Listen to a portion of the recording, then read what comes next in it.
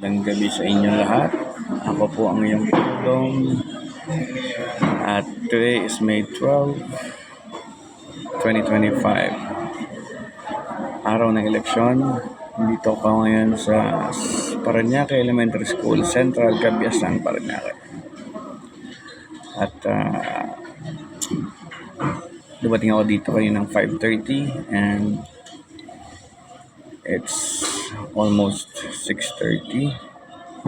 So, mabilis naman ang pila. At siguro mga within 5 minutes matatapos na ako. Total, isang tao lang naman ang aking iboboto. So, for mayor, for vice mayor, siguro mga 2 konsihal. At i-update ko kayo mamaya.